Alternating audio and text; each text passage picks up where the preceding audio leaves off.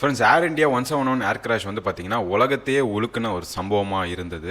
AI 171 ஏர்கிராஃப்ட்லேருந்து வந்து பார்த்தீங்கன்னா அந்த பிளாக் பாக்ஸ் ஆனது வந்து சக்ஸஸ்ஃபுல்லாக கொஞ்ச நாளைக்கு முன்னாடி ரெக்கவர் பண்ணியிருந்தாங்க. ஸோ அந்த black box and cockpit voice ரெக்கார்டர்லேருந்து பார்த்தீங்கன்னா ப்ரிலிமினரி இன்வெஸ்டிகேஷன் ரிப்போர்ட் ஆனது வந்து இப்போ வெளியே வந்திருக்கு.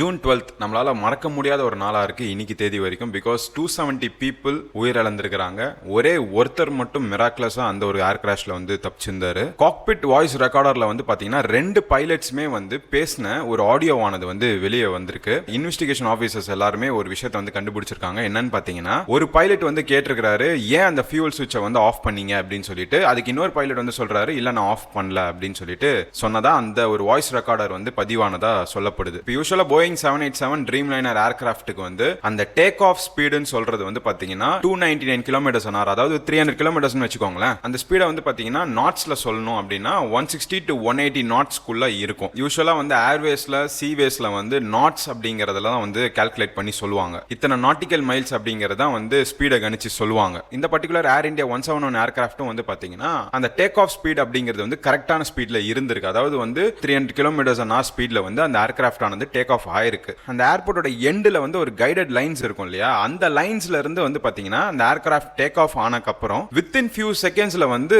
அது டிசென்ட் ஆக தொடங்கி இருக்கு. அந்த சமயத்துல தான் வந்து பாத்தீங்கன்னா நியர்பைல இருக்கக்கூடிய ஒரு வீட்ல இருந்து ஒரு பையன் வந்து வீடியோ ஆனதை எடுத்திருப்பான். அதுல வந்து ராட் டிப்ளாய் ஆனது, அதாவது ராம் ஏர் டர்பைன் வந்து டிப்ளாய் ஆனது வந்து கிளியரா வந்து பதிவாயிருந்தது. அப்பவே வந்து டெக்னிக்கல் எக்ஸ்பர்ட்ஸ் வந்து என்ன சொல்லியிருந்தாங்கன்னு பாத்தீங்கன்னா இன்ஜின் ஃபெயிலியர் அப்படின்ற மாதிரி கணிச்சிருந்தாங்க இல்லையா. இப்போ இந்த காக்பிட் வாய்ஸ் ரெக்கார்டர் மூலமா வந்து நமக்கு கிடைச்சிருக்கக்கூடிய இன்ஃபர்மேஷன் என்னன்னு பாத்தீங்கன்னா, ஃபிளைட்டுக்கு 2 இன்ஜின்ஸ் இருக்கு இல்லையா, அந்த இன்ஜின் 1 அண்ட் இன்ஜின் 2 இதுக்கு ரெண்டுத்துக்குமே வந்து தனித்தனியான ஃபியூல் சப்ளை ஸ்விட்சஸ் வந்து காக்பிட்ல இருக்கும். ஸோ அந்த 2 ஸ்விட்சஸ்மே வந்து பாத்தீங்கன்னா பேக் டு பேக் வந்து சுவிட்ச் ஆஃப் ஆயிருக்கு. அதாவது வந்து ஸ்விட்சஸ்ல வந்து ஆன் ஆஃப் அப்படின்னு சொல்லிட்டு 2 விதமா இருக்கும் இல்லையா. இப்போ ஏர்கிராஃப்ட்ல வந்து எப்படி இருக்கும்னு பாத்தீங்கன்னா ரன் கட் ஆஃப் அப்படின்ற மாதிரி தான் இருக்கும்.